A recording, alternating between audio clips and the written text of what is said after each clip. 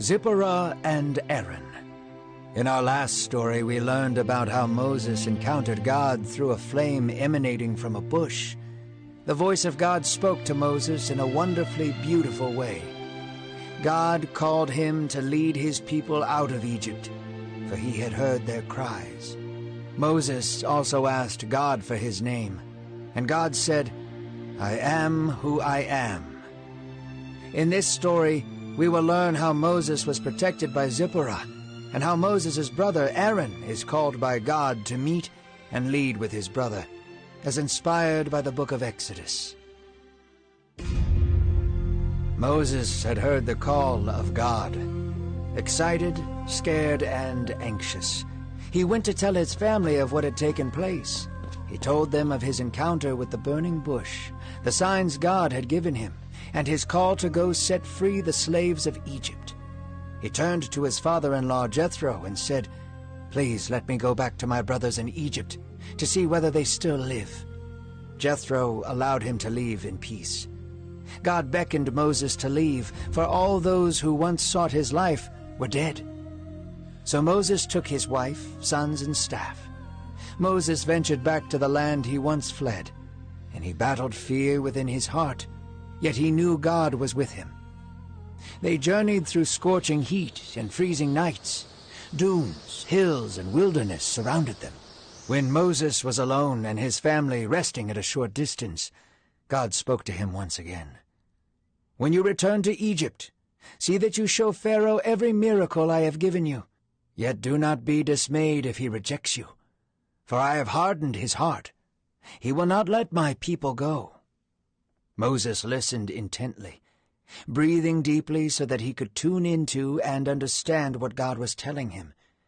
He continued saying, "Tell Pharaoh that Israel is my firstborn son, and if he refuses to allow my firstborn son to come home to me, he will lose his."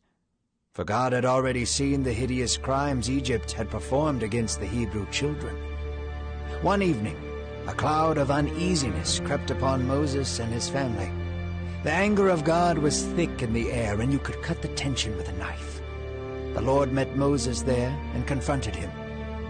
As if in a nightmare, the Lord sought to put Moses to death. Moses' wife, Zipporah, wasted no time.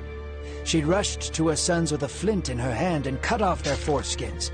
There they were circumcised, for Moses and Zipporah both knew that they had not fully committed to God unless their family also was Hebrew.